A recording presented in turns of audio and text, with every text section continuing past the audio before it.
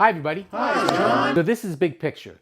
Take a big old step back in the context of the 3 simple steps. A huge step back. We live in a sea of language. I mean, will you grant me that? And what I'm really interested in is how our minds and our lives are defined by language. Boom, there's reality, right? And then there's how we describe reality, right? Okay, and we live mostly over here, where this is describing reality. It's not reality, but it's what describes reality. And this is language, right? It's not just words, but it's also architecture, it's clothing, it's culture. That's all language. It's all invented.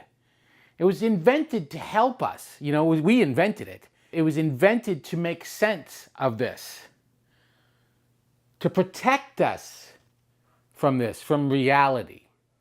Okay? We all agree, in order for culture, in order for civilization to work, in order for interactions to work, we have to have a certain level of agreement on what this is and relationship to this. Now, we've come to a place where there's not a lot of agreement in our country about reality. I mean, there's always been a lot of differences of opinions about things. I mean, I think that we is a collection of people. The people living in France think that we means agreement. I mean, what? How did that happen?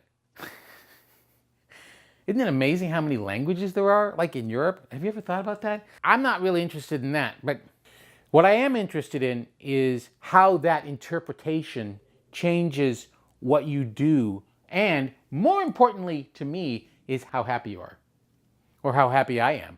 It's important to realize that emotions and happiness don't come from this, which is reality, by the way, in case you're losing track, because they look the same, don't they? It comes from this. It comes from language, and it comes from expectation, which is built in language. If you live in a mud hut and have no money, and you think there's something wrong with that, you're going to be unhappy. If you live in a mud hut and have no money, and you think that's perfectly normal, and it's better than sleeping under a tree, then you're happy. Now here's the thing. We all think that we're right about this interpretation of this.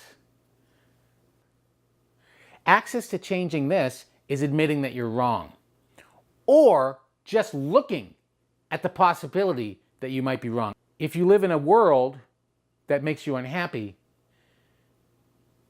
it's much easier to change your interpretation than it is to change the world. In fact, you can't change this part.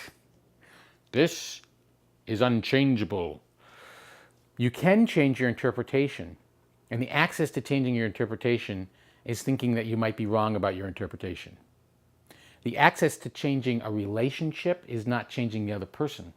It's changing your interpretation of the relationship. It's changing what you're right about. Does that make sense? I hope that's helpful. Listen, if you like what I'm saying and you want to know when I put out a new video, please subscribe to the YouTube channel or put your name on the mailing list of the blog or whatever. Whatever works for you. So anyway, that's it. Bye!